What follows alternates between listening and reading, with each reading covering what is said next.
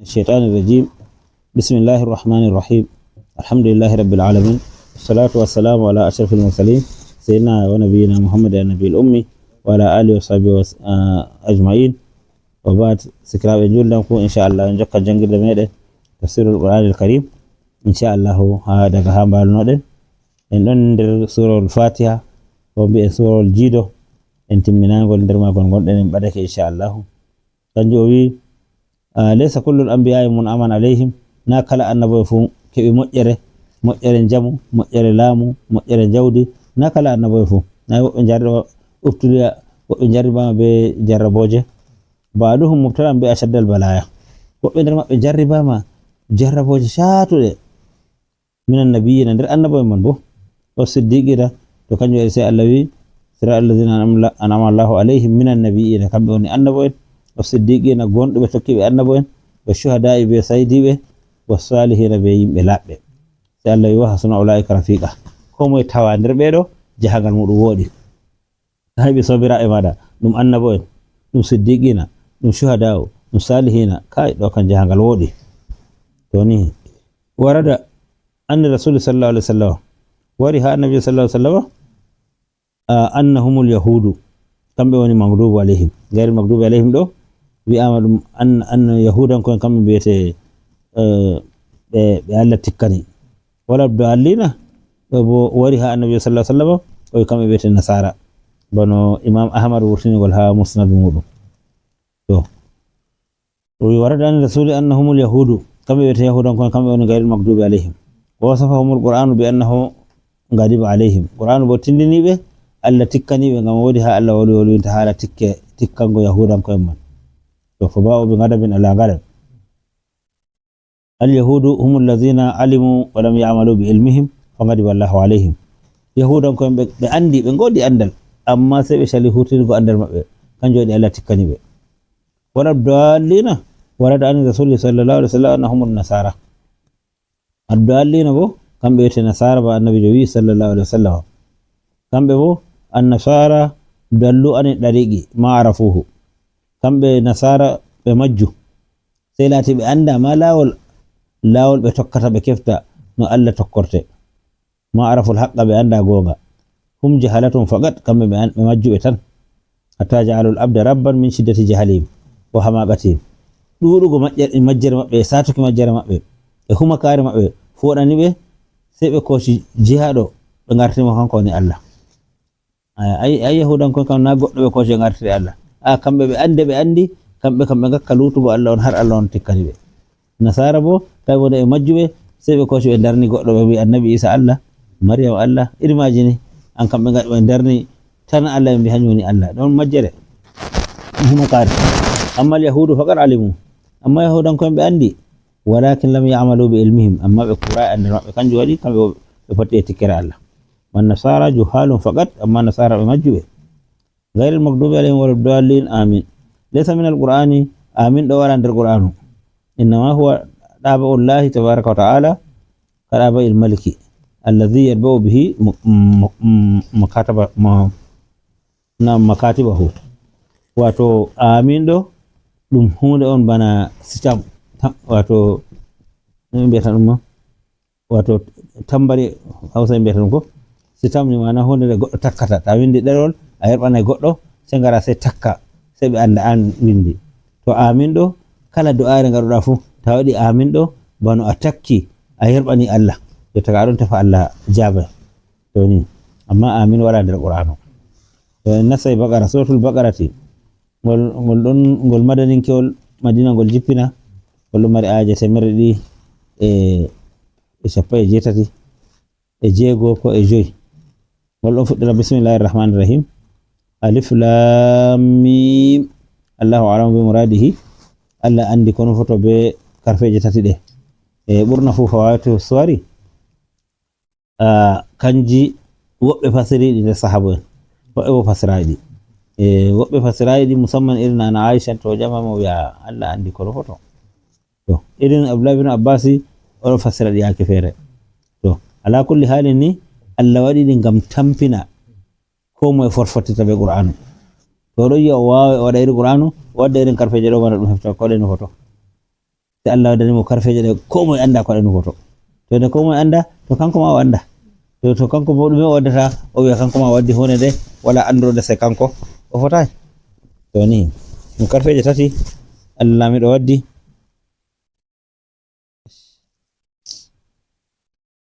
Allahu a'lamu bi muradihi Allah andi kono foto e karfeje tati ɗe yowa ɗum karfeje ɗe Allah waɗi wato ngam o waɗa tahaddi mana o holla goɗɗo gi'o bano woodi bawɗe ko woodi ko waɗata ko woodi ko andi fu o holla ɗum wala ko andi wala ko wawata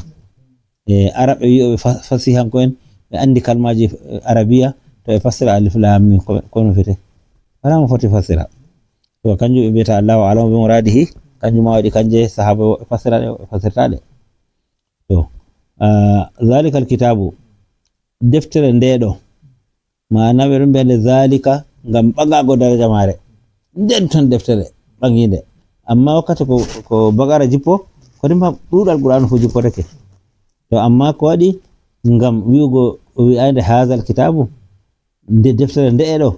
ndikka ɓanga daraja mare nde'ato komo anda daraja mare ɓagika mana ishara kan ɗum isharatu ta'zimi ɗum ishara ka mawninki Allah wi la rayba fihi kayra ma nane nde wala seko bano defte luttuɗe ngala seko ɗe Allah jippini to kayra ma nde wala seko kanjum waɗi ma o wi'ayi la fihi raybun to wino la fihi raybun to ka sey ɗum fama sey woodi goɗɗe ɗe ceketeɗe kayra ma nane nde sekatake wona luttuɗe sekatake هذا الكتاب الذي يقرأه محمد صلى الله عليه وسلم لا ريب فيه deftere ndeɗo nde annabijo muhammadu jangata yimɓe se ko wala nder maare annahu munzalum min indillahi tabaraka wa ta'ala nde jippinade daga ha Allah fakat Allah jippinde ba o jippini defte luttuɗe qur'anu bo kanko jippini ɗum laysa fi hadha raybun nde wala se ko irin goye wa in cakka abu jahalin wa ashbahu ko nde laati abu jahali be ko nandi be muɗum ɓe sheki ɓe mbi ɓe jaɓayi deftere daga ha Allah nde ƴefti to mere se ko goɗɗo watta sottinta daga ha Allah nde ƴefti deftere Allah bo jippinde fahum huma qaw kamɓe ɓe humaki en tan ɓe joha en wala ko ɓe andi majjanina ɓe yinnaɓe bo la qula indahum ɓe ngala hakkilo sinama wala hakkilo wala jankiro deftere Allah nde ɗo ɗum deftere on irmare meeɗayi waddego irmare meeɗayi nanego irmare meeɗayi yi'ego to kan nden goɗɗo o yi hunde nde ɓi adama bo ɗuɗal fu to on hakkilo ni o waña o waɗa ka nango ko anda ko meeɗayi nango o waɗa ka yi'ugo ko meeɗayi yi'ugo to ni min dillata laysa fi arab nam o wi to ka anna shakkahum laysa bi shakkin la shakka fihi seko ɓe shakkata gom seko mere goɗɗo mo wala hakkilo o wima mi jaɓayi mana goɗɗo mo wala hakkilo a wari a ɓornake limsere wonde nde fottuɗo abima kanko bo wala hakkilo ginnaɗo so wima ɗum kana wala ko ɓorniɗa ɗo kam limsere maɗa mari aybe na kanko mari aybe hakkilo ma ko woɗayi to hakkilo ma ko woɗino boɗɗum fu o heɓtay boɗɗum to amma nde o wi o heɓtayi boɗɗum kanko o woni o woɗayi Abu Jahli bo nde ɓe paamayi deftere Allah man sey ɓe ngati kamɓe woni majjuɓe yinnaɓe ɓe anda ko ɓe kota amma deftere Allah kam nde ɗon bano nde wontiri annabi jango wonde bo sallallahu alaihi wasallam kanko won o wontiri to ni ashamsu shamsun wa lam yara hal ama nange kam nange ay ko bumɗo yange nange fuɗi har komoye ɗo nanage nge wari nge fi bumɗo ɗon jooɗi so wi kay o jaɓayi nange fuɗi toon ɗo jaɓama o nani e to ɗon nder suudu bo o jaɓayi nange fuɗi kanko fasata nge fuɗi ay to ni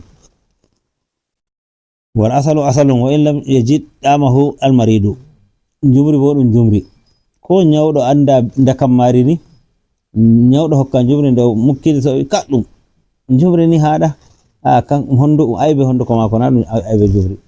jumri kam bandi wowno nde sanjaki ɓe dokkani mo honduko yamo jamo mo wala nyawu to kanko to waɗi o wiya hondu ka jumri ɗo weli amma oɗo mo nde o nyawɗo so wi jumri haaɗi kaɗengol ma daga ha mako to kanjum woni inkaru Abu Jahli en mana muskila man daga ha maɓɓe na ha deftere Allah to ni fal qur'anu la shakka fihi qur'anu wala sako wa in shakka fihi al majanin wal humaqa'u ko ɓe ngala hakkilo ɓe yinnaɓe ɓe humaki en ɓe kawti ɓe mbi qur'anu ɓe jaɓayi ɗum ɓe sheki ɗum kayre kande wala sako li annahu ata bi barahina ngam qur'anu wardi be hujjaji be dalilaji wa hujajin dami ngatin be hujjaji tilfoje ko lutidi qur'an waddi hujjaji latidi wala hujja wala goddo medi wadda hujje ko nandi be maka annahu laysa min ghayri llahi tabaaraka wa ta'ala hujjaji mare bo kolli faqat banda Allah wala mo jippita iri deftere de do no de wartirni to faqat dum hoda jippina daga Allah amma to goddo warannode kay du warata banni to ni hudan lil muttaqina kayre deftere de dum kanda manande handitore hadil lisairina ila littaqwa kayre de handitay yahobe faago kulul Allah kala tefo kulul Allah fu o tefa deftere Allah to hebi qur'ano jangide o hutininde ni to kulul Allah kam hebake nane ma joga gonde tokko ko de wi kanjo ete kulul Allah man hadha alkitabu yahdi Allah bihi kullu man qaddara fil azali annahu sa'iru ila taqwa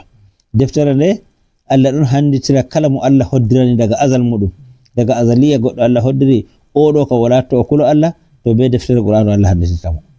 to mo Allah hoddiri na kandito bona kanko bo hawtamo haday mo deftere man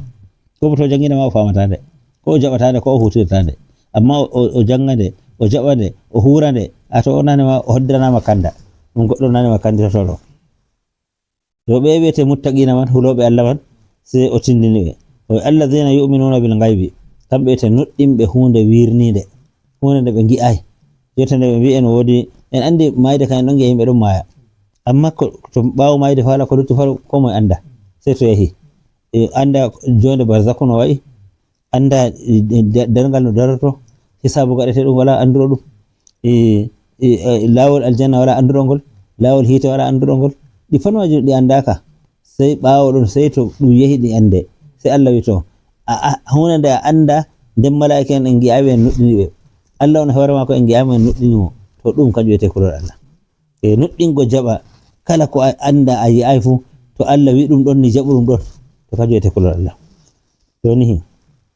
humul ladina amanu bima gaba anhum kambe nuddimbe hunde wirnide de be ngi ay ara gaybu gaybani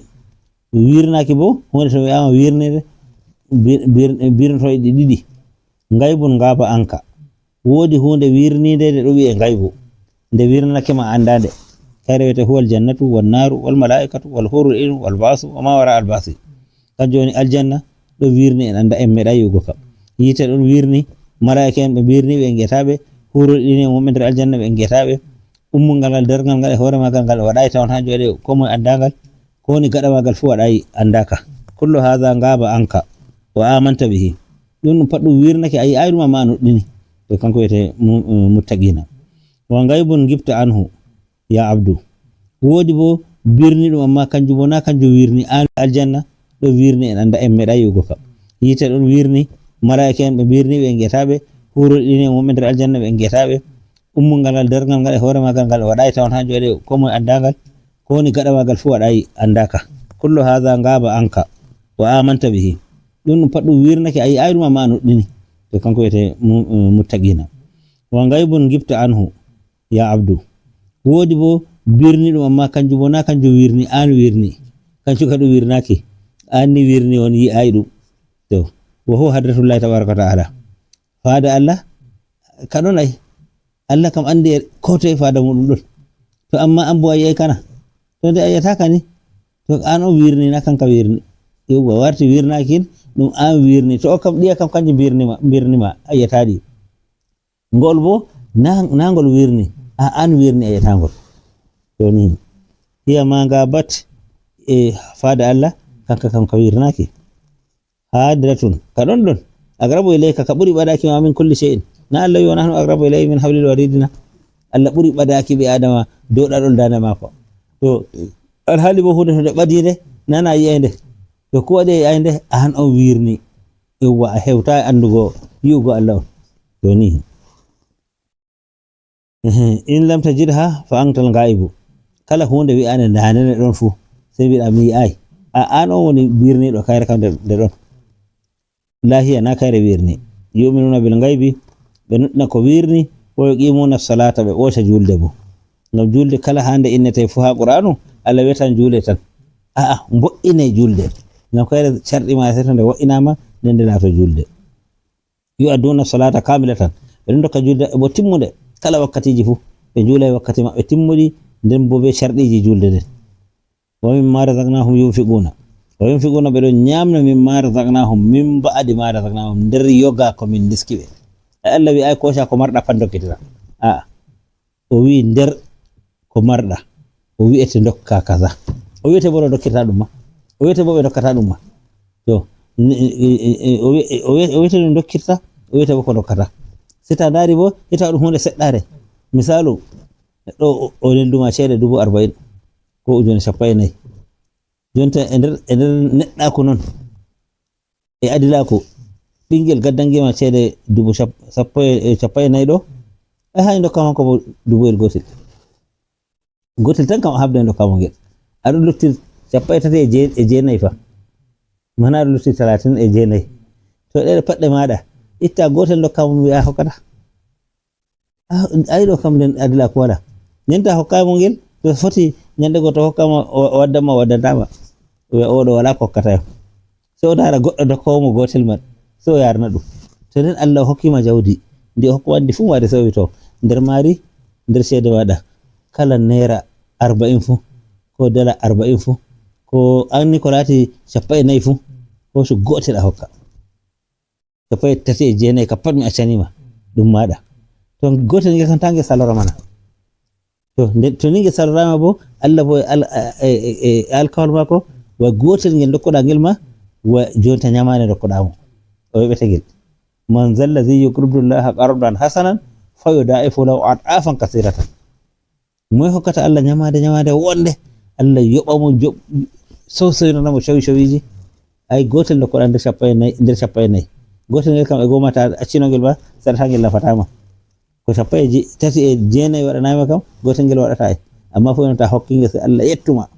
o wi'a kai a huwi kugal bongal a waɗani am no gimmi a waɗi kaza a waɗi umrore am to jonta an kam nde aɗon nder waɗoɓe umrore am nda ko dokkayma min so hokkuma so waɗa ka sowangoma to ni wallazina yunfiquna wa hum yunfiquna mimma razaqnahum ɓe ɗon ñamna nder komin dokkiɓe wallazina yu'minuna bima unzila ilayka ɓe woni muttaqina en ha jonta kamɓe woni nuɗɗinɓe ko jippinanaɗa ya rasulallah Allah wi mi jippinanima deftere to jaɓuɗo jaɓinde tokkinde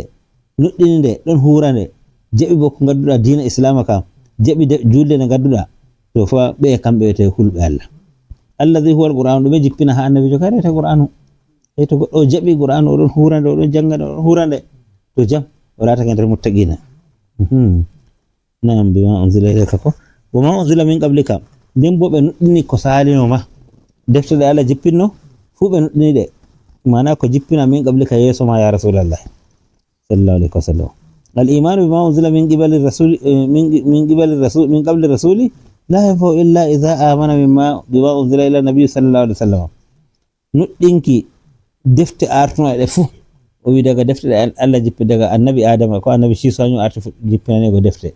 daga annabi shisu defte jippina ɗe fu maje ha wargo defte annabi isa injila e paɗo jaɓiɗe defte temerre defte tati o wiɗe kaɗa paɗo jaɓiɗe amma o jaɓai qur'an to o yibbini ɗe fu imanu o wonni ko o wi o jaɓi o jaɓi defte goɗɗe o jaɓai goɗɗe foni wala imanu waɗai kanjum wonta sai o nuɗɗina bima unzila ilayka o nuɗɗina wa ma unzila min qablika o nuɗɗina defte arandeje o nuɗɗina defte ndeɗo bo to ni kanjum o wi wato nuɗɗinki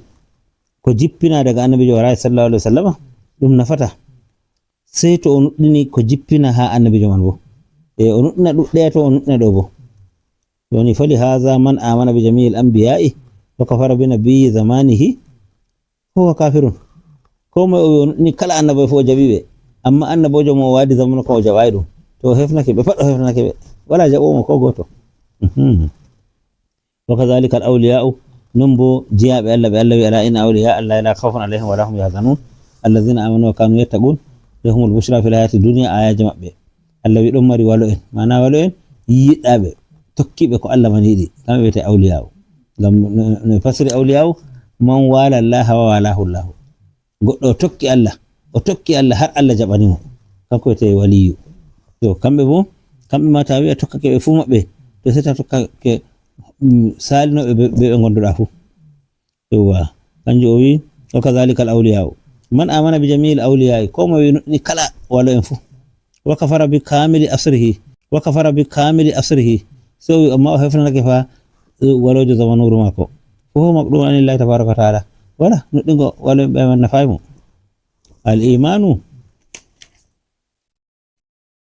al-imanu bima unzila qablaka la yanfa'u illa ba'da al-imani bima unzila ilayka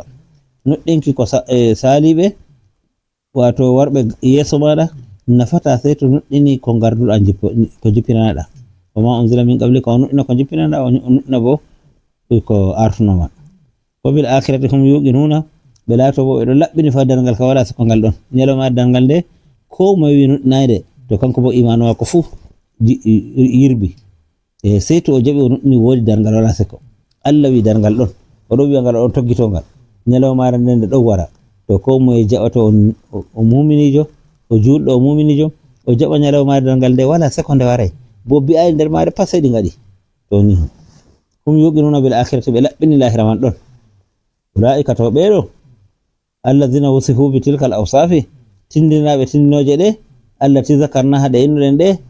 ala hudan min rabbihim kamɓe ɓe te handitiɓe ɓe ɗon dow kanda jomiɓe wa ulaika ɓeyato tindinaɓe tindinoje ɗe ɓe jaɓi ɗe alladhina wusifu bi tilkal awsafi tindinaɓe tindinoje ɗe allati zakarna haɗe innuɗen ala hudan min rabbihim alhidayatu allati ɗalamna fil fatihati yowwa wato kamɓe goni dow kanda ko alhidayati kanda banda o wi ala hudan min rabbihim alhidayati kanda allati kan wato to enen gonda mbiyen ɗalamna to Allah wolota mo sai mbiyen ɗulibna wato kamin ɗaɓɓitira Allah wi kanda ka o ɗaɓɓitira nder fatiha ihdina sirat almustaqima bo to kamɓe ɗo kamɓe goni dow kanda man yowwa wajadaha haulai ɓe kamɓe keɓi kanda ka ɗo alladhina wusifu bi hadhihi al-awsafi tininaɓe tinnoje ɗe ɓe keɓi kanda ka ɗo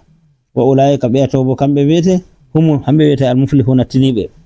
almaqɗu kamɓe woni ɓe ɗum tayni fawzim e tinoyo e fakat ɓe keɓi tinoyo